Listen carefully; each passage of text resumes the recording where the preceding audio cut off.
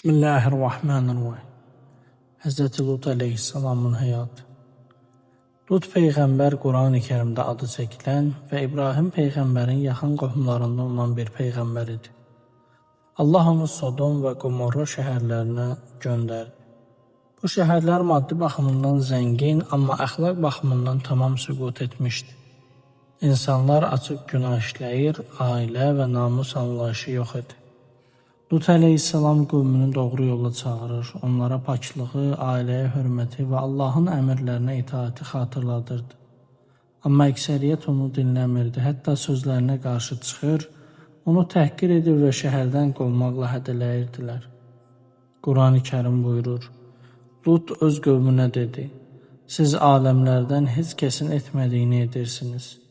Qadınları qoyub kişilərlə yaxınlıq edirsiniz. Siz həqiqətən həddi aşan bir qövmsünüz. Lut əleyhissalam səbir göstərərək insanları xəbərdar edir, bu yolun sonu fəlakətə aparır. Amma qövmü yenə də günah yolundan dönmədi. İmam Sadiq əleyhissalam buyurur, Lutun qövmü təkcə günah etmirdi, bu günahla fəxr edirdi. Ona görə də Allahın əzabı onları tamamilə əhatə etdi. Bir gecə Allahın əmri ilə Lut əleyhissalam şəhəri tərk etdi. Səhər açıldığında şəhər yerlə yeksan oldu. Torpaq alt-üst oldu və böyük bir fəlakət baş verdi. Tarixi mənbələr göstərir ki, bu hadisə bugünkü Ölü dəniz ərazisində baş vermişdir.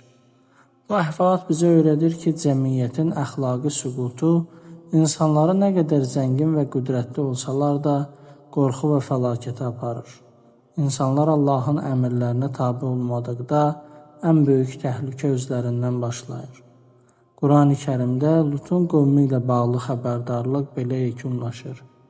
Həqiqətən Lutun qövmündə ibrət alanlar üçün bir nişanə vardır.